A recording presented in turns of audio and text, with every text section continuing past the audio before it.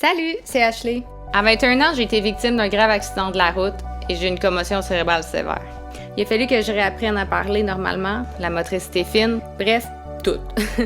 Un an plus tard, j'ai été traitée d'urgence à cause d'une rare maladie auto-immune qui détruisait mes organes.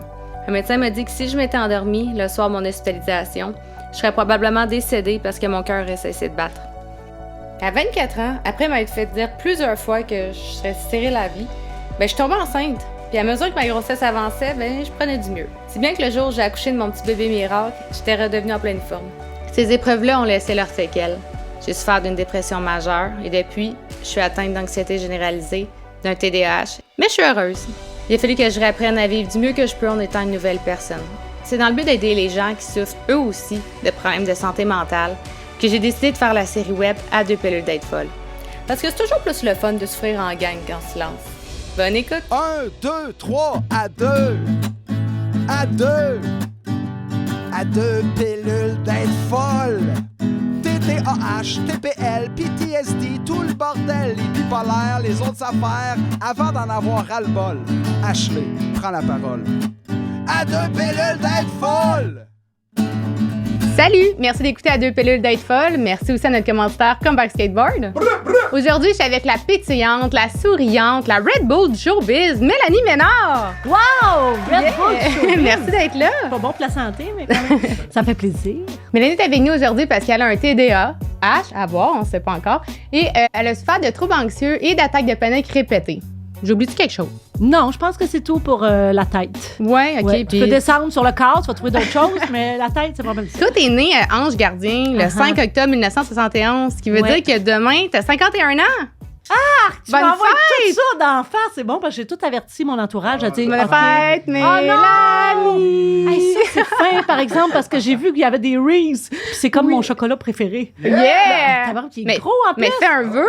Vous les avez joufflus? Oh mon Dieu. Les élections, c'était hier. Ça sert à rien de revenir là-dessus. OK. Je les paie. Yeah! Parfait. Quand tu auras une question malaisante, je vais prendre une bouchée. C'est bon, deal. OK. Si je mange la chandelle, ça veut dire que je suis vraiment malade.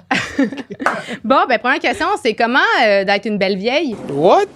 Hey, je trouve ça dur, pour vrai. Non, mais c'est vrai, à partir de 50, même, j'ai dit à mon chum, tu sais, l'année passée, c'est beau, on fête ça, là, la quinquagénaire, c'est cute. Ah, tu fais pas ton âge. Mais après 50, on dirait que je comprends les femmes qui ne le disent pas. Parce que j'ai l'impression que ça stigmatise. Ça fait une espèce d'étiquette de OK, non, elle est l'autre bord. Tu sais, je le sais que je suis l'autre bord, là, je le vois, je me fais plus cruiser et tout.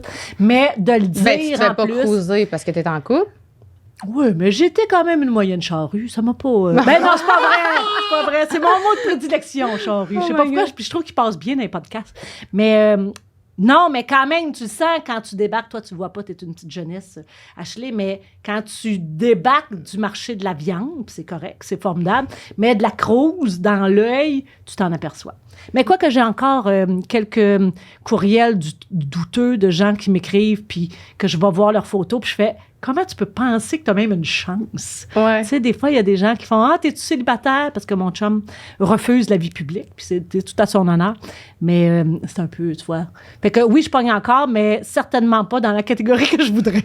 En tout cas, je vais te le dire, là, t'es très belle. Ah, t'es fine. Tu fais pas ton T'es manche. très fine de me dire ça en début d'entrevue pour que je reste souriante. pour Non, le non, restant. c'est vrai, c'est vrai.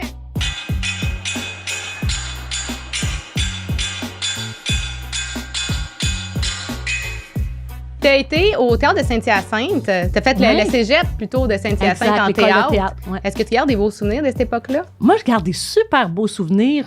L'école de théâtre, tu sais, je suis rentrée, j'avais 16 ans. J'ai tout passé, oui, ils nous ont fait mettre tout nu le matin, des expériences pseudo-théâtrales. Ah oui, c'était weird. Là. C'était l'époque où étudier en théâtre, c'était un peu weird. Puis il y avait un de nos profs, notre prof d'impro, il avait fait, oui, il va falloir travailler le 4e mur, l'abandon. Fait que vous avez 20 minutes pour l'exercice, déshabillez-vous à votre rythme. Puis il y avait mis une petite musique, puis c'était weird. En tout cas. Ben voyons, Mais- t'étais vraiment tout nu au complet? Non, moi, j'avais gardé mes bobettes, mais moi, je faisais partie des étudiantes qui étaient vraiment contentes parce que je fitais ce jour-là. Tu sais, des fois, tu te mets des sous-vêtements yaob. Moi, c'était vraiment cute. Fait que j'étais contente de ça, de l'exercice, mais quand même, après ça, tu remets ça en question, tu fais tabarouette. Je venais d'avoir 17 ans, mettons, quand l'exercice a eu lieu. C'est comme weird. C'est de La la seule personne qui pédophilie. était en érection, c'était le prof. Oh my God. Aussi. Oui, C'est oui. lui à ça, il cruise sur Facebook à ce temps. Non, c'est pas lui, mais ça pourrait. On le voit plus beaucoup, ce comédien-là. Mais cela dit, l'école de théâtre, pour moi, ça a été une méga belle expérience. C'est la première fois que je quittais mon village. C'est la première fois que je quittais ma grosse famille aussi. C'est la première fois que j'avais ma chambre à moi tout seul. C'est la première fois que j'étais pas obligée de me dépêcher pour manger des céréales parce que mes frères allaient passer puis il en resterait plus. Parce que toi, tes parents ont eu 8 enfants. Exactement. Fait que tu es une famille de Mormons. On appellerait ça des Mormons, si tu veux. Sinon, on était quelques-uns dans mon... On dirait que, je sais pas si c'est parce que j'étais en région, j'ai l'impression des fois de venir d'une autre époque. Tu sais, j'avais 6 ans, j'avais des cousins de 58 ans. C'était comme un peu flyé. Mais tout ça pour dire que oui, l'école de théâtre, pour moi, ça a été formateur et très libérateur. J'ai adoré ça. OK. Ouais. Mais juste... J'ai dit beaucoup de choses, parce que je dis beaucoup de choses. Fait que tu vois, je me demandais si mon TDAH, le H était là. Peut-être que le H est là dans il est là, on a la confirmation qu'il est là, le H. Ça se peut. Justement, tu disais que tu as fait beaucoup de théâtre. Tu as aussi été dans la ligne nationale d'impro. Ouais. Ouais, ça, j'aurais une impro à faire live là. OK. Improvisation comparée qui a pour titre le nouveau slogan des Reeds. Oh, les Reese. Les Reese, c'est full peanut inside and outside. And it's so chill, it's so good. And put it in your mouth. Je ne sais pas pourquoi l'improvisation est en anglais. Parce que je me suis promis dans ma vie que je n'improviserai plus jamais. J'ai le traumatisme, moi, de la Ligue nationale d'improvisation. Ah oui? Comment ça? J'ai vraiment... je sais pas, quand je suis tombée en situation de compétition, c'est comme si j'ai gelé. Moi, me faire donner des points, me faire quantifier mon talent d'improvisatrice, j'étais incapable. J'ai fait une tournée en Europe, ça allait super bien, j'étais première étoile partout. Mais quand je suis arrivée au Québec, devant des Michel Rivard, devant mes idoles de jeunesse, j'ai fait « Oh non, la petite fille de l'Ange Gardien est retournée dans son terroir, puis elle fait « Non, je peux pas gagner ça. » C'est à cause que tu supportes pas la pression? Je supporte pas le stress. Je déteste le stress. Je trouve que la vie est trop courte. Tu sais, j'irai pas non plus me foutre dans un manège pour juste triller d'avoir peur. Ouais. Je déteste avoir peur. J'aime mieux vivre comme une inconsciente et aller dans les activités qui me plaisent. C'est question, tu regardes-tu des films d'horreur? Oui, j'en ai regardé beaucoup quand j'étais jeune. Puis là, je me suis mis à faire des voyages. J'en ai là, des couches pour aller dans 22 podcasts. Je me suis mis à faire des voyages astrales. Je me suis mis à avoir des manifestations weird. Probablement parce que j'étais trop une bonne candidate crédule. Puis là, il y en a d'autres qui m'ont dit « T'as regardé trop de films d'horreur, ton imagination est complètement tordue, que probablement ça te fait halluciner des choses. » Fait que non, mon cerveau est un animal étrange.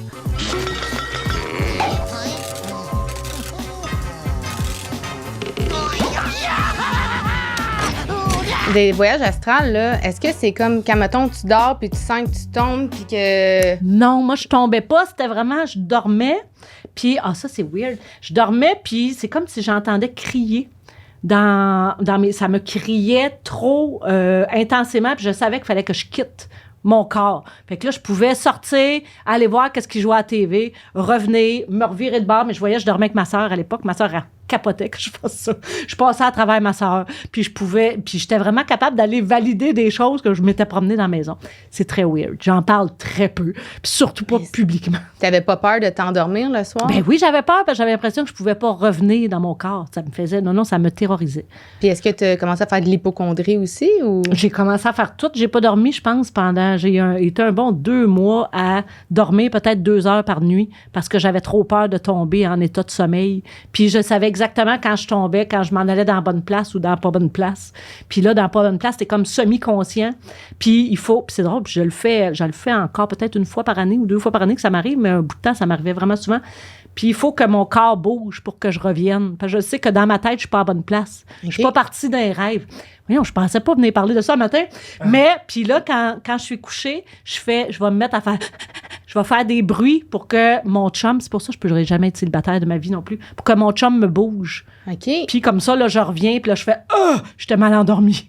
Oh » J'étais dans la mauvaise track. Ouais. Mais ça m'interpelle parce que quand j'étais jeune, moi, on m'a dit que c'était des voyages astrales que je faisais. Je faisais beaucoup d'anxiété quand j'étais jeune, puis j'ai beaucoup de somnambulisme aussi. Mais moi, comment que je ressentais, c'est que mon corps tombait, puis je sentais vraiment que je tombais dans le vide. OK. Puis je me sentais partir. OK. Puis j'en ai parlé avec un médecin, puis j'étais là, j'arrivais pas à dormir, je faisais de l'insomnie. Fait que moi, je disais que mon corps, il partait, puis que comme toi, je pouvais me promener. Sauf que moi, c'était pas... Mais toi, j'entendais tu pouvais pas crier. Voir ton corps, mettons? Moi, je me voyais partir, mais je me ressentais quitter, je me sentais tomber, puis ça faisait peur. Puis là, un moment donné, quand, mettons, fallait que je me réveille parce que j'avais fait plein de recherches, puis je suis devenue anxieuse puis hypochondriaque à fond à cause de ça. Puis ça dit que si je me réveillais avant que mon corps soit revenu, je pouvais mourir, puis qu'elle allait plus jamais pouvoir revenir. Fait que, hey, je carburais. Mais peut-être, tu vois, peut-être qu'il y a un lien dans les cerveaux anxieux ou quelque chose, justement. Oui, tout à fait. Puis peut-être aussi l'hyperactivité il y a ton quelque cerveau chose, spin tout le temps. Oui, okay. Exact. Peut-être qu'on a une valve lousse dans la tête qui est supposée d'être... Exact, c'est ça. C'est ça deux pilules d'être folle, c'est ça. À 2 folles d'avoir besoin de pilules. C'est ça le nouveau titre. Ah non, mais c'est fou. Est-ce que quand tu as commencé une galaxie près de chez vous, est-ce que tu faisais déjà beaucoup d'anxiété? Je pense pas. Je pense pas que je faisais de l'anxiété, mais en même temps, c'est très étrange pour moi, ce chemin-là, parce que j'ai toujours eu une faible estime de moi, mais au tapis, là, vraiment, tu vaux rien. J'étais pas capable de comprendre des règles de base d'un jeu de société. Des fois, ça m'échappait. Puis d'un autre côté, il y avait une gang de profs qui faisaient « Mon Dieu, qu'elle est brillante, elle travaille pas, elle est brillante. » Mais tout ce qui était rationnel, tout ce qui était les mathématiques, je pense, tu sais, je le dis souvent quand on me parle de TDA, je pense que j'étais en 5e année quand j'ai compris la notion d'emprunter chez le voisin. J'étais tellement enragée qu'on enlevait ce voisin-là, puis qu'on y remettait pas, ça me mettait en maudit. Fait que tu sais, les soustractions super élevé aussi, je présume. Ah oui. Ah non, épouvantable, mais ouais, je peux pas dire que c'était de l'anxiété, mais c'était c'est pas ma place, je vaux moins que les autres, ou je vais peut-être réussir, mais il faut vraiment que les autres m'aiment, faut que je fasse rire pour compenser tout le côté weird que je suis, que j'ai. Un besoin de plaire? Ou... Oui, un grand besoin de plaire, un besoin d'être validé. Tu vois, dans une galaxie près de chez vous, c'est drôle, puis parce que moi, j'ai été diagnostiquée très tard, TDA à 40 ans, je pense que...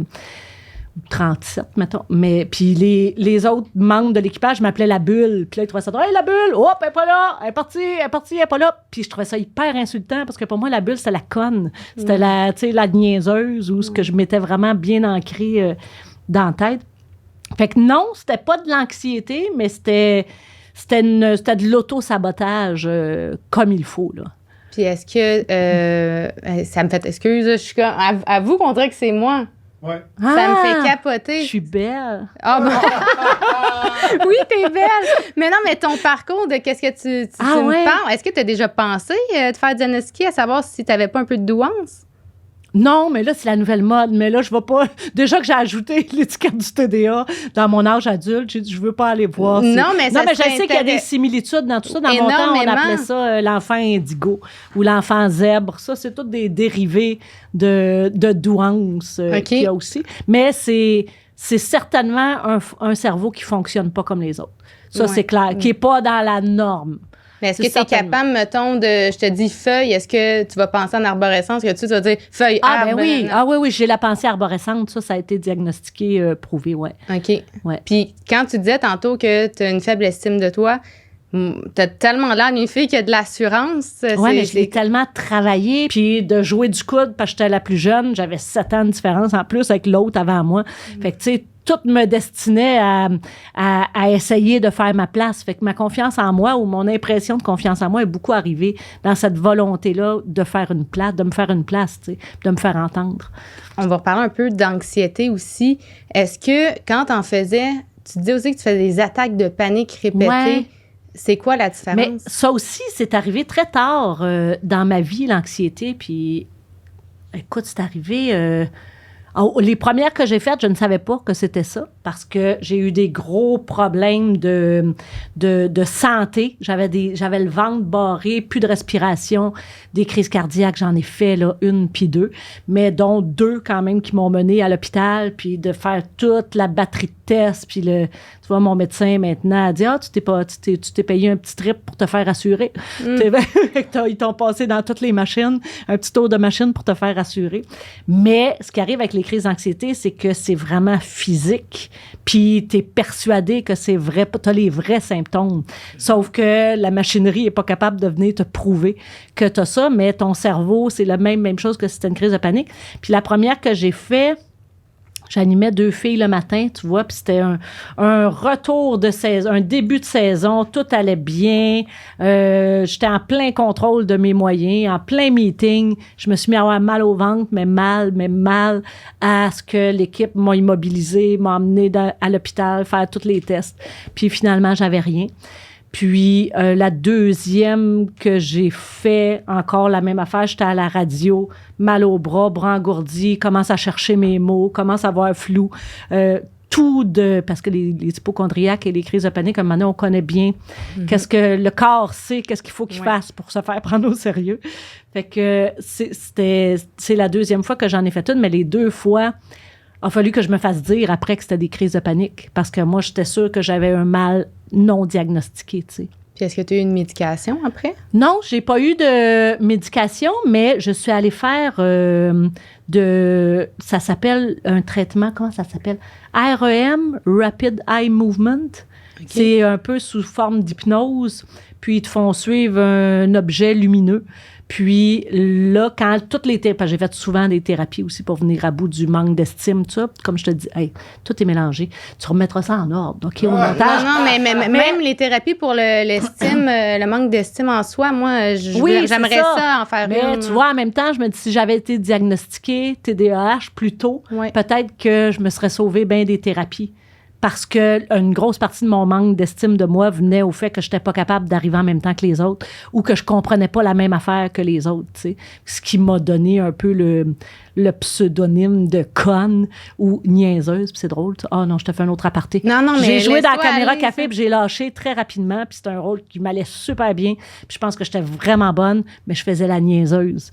Puis dans Une galaxie près de chez vous, je faisais la niaiseuse aussi. Fait que c'est probablement pour ça, parce que les gens commençaient à me dire « Hey, c'est toi la niaiseuse, je t'aime assez. » Pour moi, c'était tellement fort comme colibet, tu sais, ça se voulait gentil, mais moi, ça venait résonner quelque chose de tellement douloureux pour moi, de comment je me considérais moi-même, que probablement que c'est ça qui a mis fin à ma carrière d'actrice aussi, puis je suis allée plus vers l'animation pour prouver que je suis capable d'être intelligente, puis je suis capable de réagir sur différents sujets, tu sais. Fait que, je me rappelle plus ton affaire. Mais, oui, c'est ça. Fait que, mais c'est ça. Fait que, oui, j'étais allée faire des thérapies pour mon manque d'estime de moi parce que ça occasionne plein d'affaires. C'est manque de confiance en soi amoureusement, avoir toujours l'impression que tu vas te faire quitter, avoir l'impression tout le temps que tout le monde est plus beau, plus belle, plus intelligent que toi. Hein? Je suis en train de faire un petit miroir. Mais, pour vrai, j'ai l'impression que je suis toi, là. Ça me fait peur. Je t'écoute parler, je suis comme, OK, on est identiques en ce moment. Là, mais... C'est ça. Ça veut dire qu'on doit avoir... Il doit avoir ce chemin-là doit être plus similaire qu'on pense alors qu'on se sent seul au monde. Je me suis aperçue que j'étais TDA parce que j'interrompais le monde. Mais il faut savoir que je m'interromps bien plus souvent moi-même que j'interromps. Est-ce que tu t'engueules avec toi-même? Oui, je suis capable de switcher d'idées.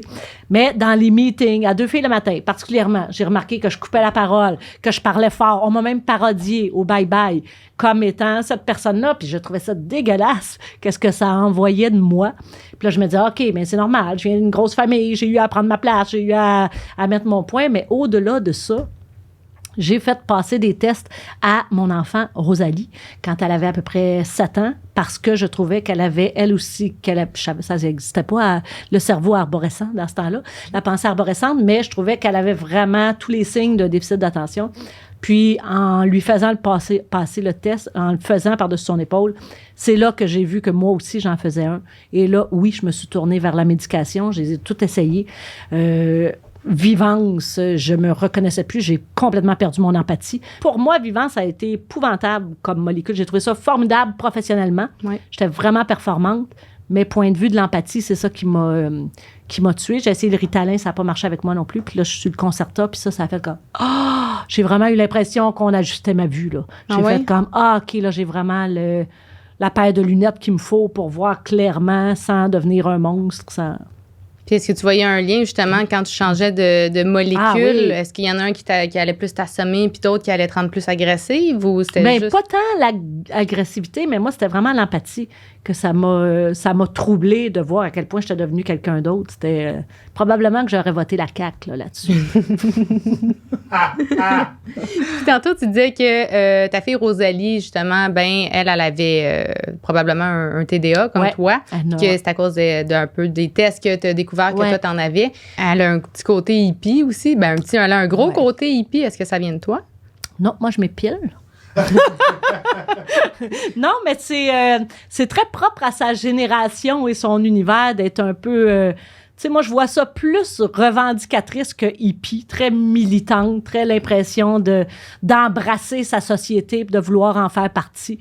Non, je trouve ça très beau, mais non, au contraire, je suis un petit peu plus conventionnelle que Rosalie, mais j'accueille tout ça. Moi, je trouve qu'elle me fait évoluer et elle me garde dans le coup. Puis t'as aussi un gars, Louis Thomas, c'est un rapper qu'on a vu en direct de l'univers, aux côtés de Fouki, Claudia Bouvette, Marie-Mé. Oui. Lui, est-ce qu'il est un peu comme toi aussi? Non, on est très, très différents. Louis Thomas, quoique, il est un peu pareil comme moi parce que c'est mon fils puis il est très artistique, mais tu vois, c'est pas le même genre d'artiste. Louis Thomas, il est hyper focus. À tous les jours, il travaille ses tunes. Je pense qu'il écrit, c'est la Linda Lemay du rap, là. Il écrit 3 tunes par jour. Wow. Il est vraiment un travailleur acharné puis il rêve grand, tu sais. Puis je trouve ça dur parce que ça me confronte parce que je me revois un peu quand j'ai commencé à parler de rêve, d'aller en théâtre puis de travailler comme comédienne. Mes parents n'y croyaient pas.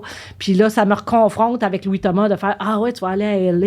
Ah ouais, t'es-tu obligé de rapper en anglais? » Il y a quelque chose qui est, pour moi, qui est de l'ordre de l'inatteignable, mais il ne faut pas que je le décourage, tu sais. Puis c'est important que lui continue d'y croire parce que c'est son rêve à lui. Louis Thomas. Yes, LTB. Yeah. Il s'appelle LTB, si vous voulez le suivre sur sa chaîne YouTube. Il y a à peu près 340 chansons. Mais si tu veux, je te ramène à As-tu déjà pris des médications? Puis je te disais non, j'ai fait une thérapie par l'hypnose. Oui. C'est parce qu'à un moment donné, quand on est TDA non diagnostiqué, puis quand on a beaucoup de lacunes, de confiance en soi, les thérapies conventionnelles, on a fait le tour. À un moment donné, j'arrivais devant un psy, puis OK, là, il va me dire ça, il va me dire ça. Puis là, je savais exactement quoi il dire pour qu'il me redonne le même verdict que l'autre avant. Fait que quand j'ai fait ma dernière crise de panique, c'était suite à un divorce, justement mon divorce survivance, où je me suis trouvée particulièrement chienne, où je me trouvais... j'ai pas trouvé que j'avais été fine. Là, j'ai fait une grosse crise de panique, puis c'est grâce à l'hypnose que j'ai découvert que c'était une espèce de... Hey, mon Dieu, c'est long. Là. Je t'essaie de te faire une thérapie en résumant en 10 minutes, en 5 minutes. Non, mais c'est beau, prends ton temps. Parce que elle, dans le REM, donc Rapid Eye Movement, c'est l'école de pensée selon laquelle ton cerveau enregistre des choses depuis que tu es né. C'est une thérapie qui ont sorti pour surtout ceux qui avaient fait l'armée, ceux qui avaient des traumatismes de guerre. Ouais. Des chocs post-traumatiques, exactement, que tu n'es pas capable de rationaliser puis tu n'es pas capable de savoir pourquoi dans ton cerveau, ça a fait un glitch, là, pourquoi tu as fermé ça. Fait qu'avec cette thérapie-là, écoute, j'ai eu 3 séances. Puis, elle retourne dans ton inconscient, puis avec tu sais, c'est toi-même qui guide la thérapie de faire, OK, je t'emmène les yeux là, dis un mot, elle te met dans un état de semi-hypnose, puis c'est toi-même qui va, elle t'arrête dans les zones où tu es inconfortable. Puis là, elle te parle pendant ton inconfort. Puis c'est très weird parce que quand j'ai fait cette thérapie-là, après ça, pendant des semaines, je faisais des rêves de trucs de mon enfance dont je n'avais aucun espèce de souvenir. Tu sais, genre la couleur de mon premier tricycle, là, que je peux pas me rappeler de ça. Puis je me vois sur mon tricycle qui fonce vers la rue. Mon frère qui vient m'enlever. Des niaiseries de même, là. C'est loin de la guerre en Irak. Mais c'est vraiment des trucs dans mon cerveau qui ont été emmagasinés. Puis où est-ce que j'ai ouvert des portes, où j'ai refait des liens qui sont pas supposés d'être là. Puis après, quand j'ai fait ce constat-là, ça m'a popé dans la tête. Puis là, j'ai fait, OK, c'est la petite poffine que tu as essayé de devenir quelque chose d'autre, parce que, tu sais, j'étais la petite niaiseuse quand j'étais jeune. Fait que cette petite niaiseuse-là, t'es allée prouver encore au monde en divorçant puis en étant aussi pas fine avec ton mari, en faisant éclater ta famille. C'est elle qui est revenue. C'est cette petite enfant-là que les espèces de mauvais liens là, de quand j'étais petite, quand je me suis fait traiter de niaiseuse à outrance peut-être, alors que j'étais vraiment à l'âge où on devait juste me faire « Hey, c'est le fun que t'existes. Mm-hmm. » Ben, c'est toutes ces petites portes-là, des petites connexions mauvaises qui avaient été faites puis que j'ai probablement réalimentées à mon insu en étant la poffine du divorce. Puis, tu sais, c'est difficile aussi. Je venais de me marier, ça faisait 8 mois que j'étais mariée. Puis, j'ai fait éclater ma famille. Ma fille ne m'a pas parlé pendant 2 semaines. Écoute, ça a été une période terrible dans comment j'ai vécu ce drame-là, que j'ai moi-même cherché. Là. J'ai vraiment fait... Mais tu t'es mariée pendant 8 mois, puis après, tu t'es séparée? Je me suis mariée, puis 8 mois après, j'ai tout fait revoler comme si je n'étais pas à la bonne place, ou comme si... C'est comme si la petite poffine est revenue. Mais puis est-ce que tu penses qu'il peut avoir un lien avec le fait que tu voulais comme faire de l'auto-sabotage, peut-être? Quand tu arrivais trop à être heureuse, il y avait quoi qui n'allait pas? Non, mais ça a été, oui. Puis après ça, là, c'est des mécanismes de couches de cerveau qui n'en finiraient plus. Mais j'ai pu vraiment faire le lien de... Quand j'ai recommencé à faire des crises de panique, c'est mon corps qui a disjoncté de... Je m'enlevais un privilège parce que mes crises de panique, qu'est-ce que je t'ai pas dit non plus, j'étais plus capable d'aller sur scène. J'étais plus capable de faire un show de télé. Aussitôt que j'arrivais en coulisses, j'étais étourdie. Puis là, j'avais l'impression que j'allais tomber dans les pommes. Tu sais, j'animais le gala Célébration en direct. Puis j'étais couchée en boule, en coulisses, puis c'est Joël Legendre qui me recrinquait pour dire « Non, t'es capable, c'est dans ta tête, ça va passer. » Parce que c'est important aussi, quand quelqu'un fait des crises de panique, c'est niaiseux, mais parce que maintenant, je le sens, je le sais quand elles arrivent, parce que j'ai pu les identifier. Puis c'est important de le dire à quelqu'un autour de toi, de faire « Ça se peut que je sois dans une crise de panique. » Fait que cette personne-là, en le sachant, elle peut juste venir te ramener ou te prendre dans ses bras puis te regrounder sur qu'est-ce que tu es en train de faire. Fait que mon auto-sabotage, moi, c'était tu es trop une petite conne, tu es trop une petite poffine, tu n'as pas le droit de faire de la télé, tu ne jouiras pas de ce privilège-là de te faire admirer par des milliers de personnes alors qu'on sait que tu es une petite niaiseuse. Fait que c'est tout ça que j'ai fait dans mes 3 séances de thérapie. Dans toi qui te rabaissait puis qui disait que tu y arrivais Oui, mais c'était mon inconscient. C'était mon inconscient. Puis tu vois, il a fallu que je fasse ce chemin-là, d'aller voir, voyons, Colin, qu'est-ce que ça a rapport? Ça va tellement bien. J'ai réussi, en quelque sorte. Mon divorce, c'est derrière moi, cette histoire-là. Oui. Pourquoi ça revient, tu sais? Fait que c'est fort, quand même. Un cerveau mal construit, c'est assez étrange. Comment ça peut... Combien de temps après le divorce? Que j'ai fait des crises de panique? Ouais. Écoute, je pense que c'était 6 mois, 6-7 mois. 6-7 mois après avoir fait tout revoler, puis, tu sais, médiatiquement, il fallait que je dise, hey, vous en rappelez, la une du séjour en Italie, c'était de la merde, finalement. Finalement, je l'ai laissé. Puis, tu sais, puis on avait j'avais fait des émissions sur la famille reconstituée, puis je croyais donc à la famille reconstituée, puis j'ai tout fait revoler. Mes belles-filles me parlaient plus. Ça a été extrêmement douloureux. Mon fils avait 8 ans.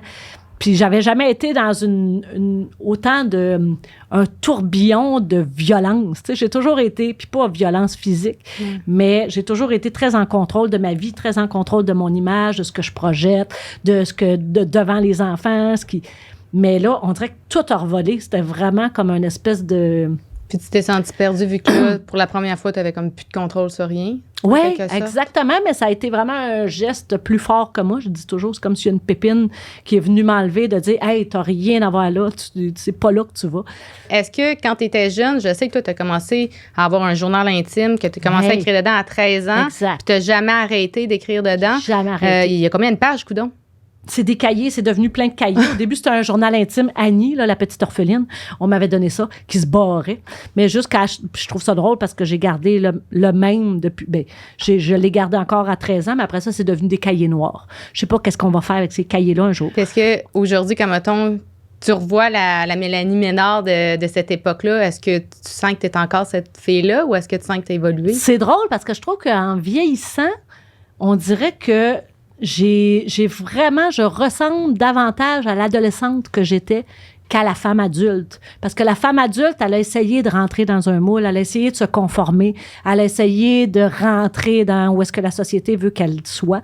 Alors que, tu sais, adolescente, j'étais très rebelle, j'étais toujours chez le directeur, j'avais un abonnement. Le directeur faisait comme, oh, pas encore, toi. Tu sais, c'était comme devenu un running gag. Mais je trouve qu'en vieillissant, peut-être avec la liberté qu'on se donne, avec je l'ai faite, ma carrière, là, c'est-tu si grave que ça? On dirait que je reviens plus vers qui j'étais adolescente. Puis est-ce qu'au fil des années, est-ce que tu avais un sentiment que tu étais un peu un imposteur dans ta vie? Vu que tu disais que tu essayais de rentrer dans un moule, de te conformer, puis tu vieillissais, est-ce que tu as un sentiment d'imposteur? Non, c'était pas un sentiment d'imposteur, c'était vraiment un sentiment de différence. De différence marquée. Tu vois qu'on parlait de Rosalie. Peut-être que Rosalie, elle épouse ces différences. Tu sais, ah non, regarde, moi, j'ai envie d'aller dans ce gang-là, puis elle y va, puis à fond la caisse, puis j'ai envie de revendiquer ça, puis elle revendique. Moi, c'était plus de, OK, mais je vais apprendre à me taire. Okay. Je vais apprendre à me polir. Je vais apprendre à... Puis je pense que ceci explique cela. Peut-être que j'ai tellement forcé pour rentrer dans ça que, ben, à 40 ans, tu fais tout revoler ta vie au complet, puis tu fais comme, je peux-tu m'appartenir, je peux-tu me posséder moi-même, tu sais. Puis que tu fais fi du regard des autres, parce que le regard des autres a tellement été important pour moi. Puis est-ce qu'aujourd'hui, tu sens que tu es à ta place? Est-ce que tu peux dire que tu es heureuse? Ah oui, vraiment. Non, vraiment, pour vrai, oui, puis ça a l'air... Puis pas toujours. Là. C'est sûr que j'ai des journées, je suis très bonne pour motiver les troupes, mais il y a des fois on tombe lucide puis on fait tabarnak, ça sert à rien. Ça sert tellement à rien, tout ça. J'ai vraiment des moments là, que je fais comme OK, on va faire assembler encore aujourd'hui, mais parce que je le sais aussi, j'ai comme porté le costume de clown et je fais du bien aux gens parce que je suis de bonne humeur puis je dégage quelque chose de positif. Fait que c'est comme le mandat que j'ai accepté.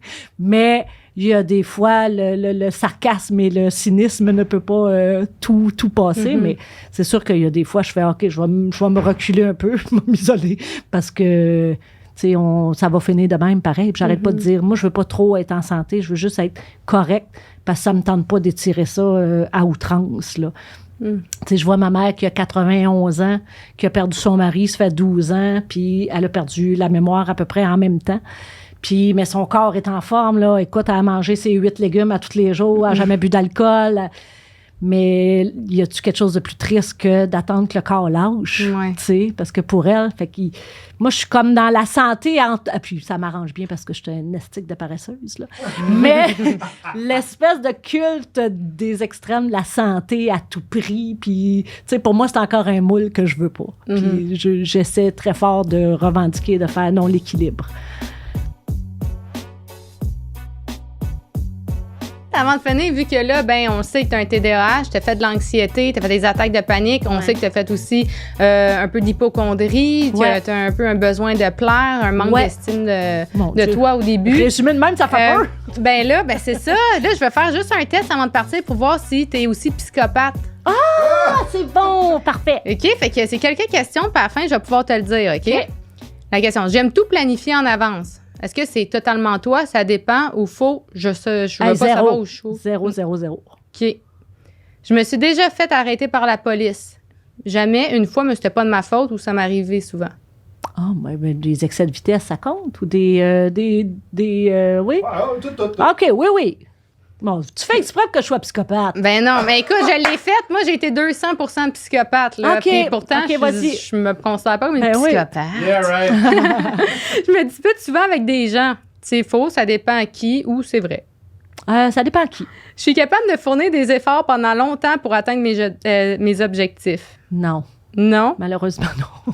La plupart de mes problèmes viennent du fait que les autres ne me comprennent pas. C'est totalement vrai, parfois, ou c'est faux? Parfois. Je ne supporte pas la tricherie. Hey, ça, c'est vrai. C'est vrai? En général, les gens qui se font arnaquer le méritent. C'est vrai, ils sont trop naïfs. Seulement ceux qu'on avait prévenus, ou c'est faux, les victimes ne sont jamais fautives. Hey, moi, je dirais les victimes ne sont jamais fautives. Je m'ennuie souvent.